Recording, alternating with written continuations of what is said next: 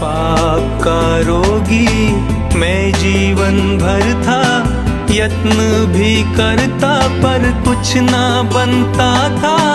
यीशु जब तेरा वस्त्र छुआ तब चंगा हुआ ये बीमार। प्रभु यीशु मसीह के सर्वश्रेष्ठ नाम में आप सभी का अभिवादन।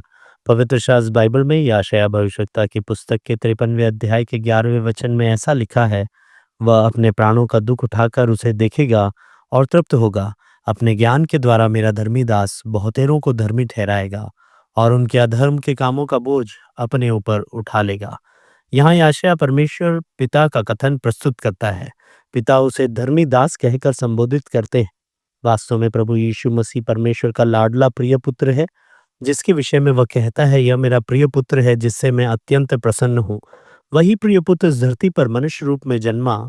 उसका स्वरूप बताते हुए उसने कहा, मनुष्य का पुत्र वह इसीलिए नहीं आया कि उसकी सेवा टहल की जाए, परंतु इसीलिए आया कि आप सेवा टहल करें और बहुतों की छुड़ौती के लिए अपने प्राण दे। परमेश्वर के स्वरूप में होकर भी परमेश्वर के तुल्य होने को उसने अपने वश में रखने की वस्तु न समझा।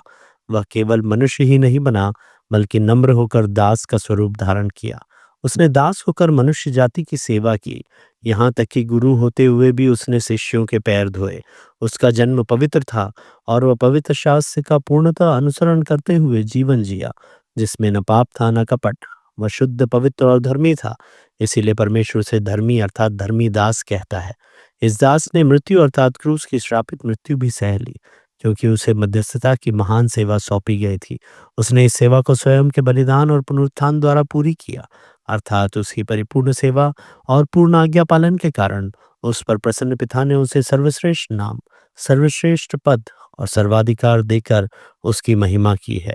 मरकुस, जो अपने सुसमाचार में मसीह को एक सेवक के रूप में प्रस्तुत करता है, 16वें अध्याय के 19वें वचन में विशेष रूप से कहता है, प्रभु यीशु उनसे बातें करने के बाद स्वर्ग पर उठा लिया गया और परमेश्वर की दाहिनी ओर बैठ गया।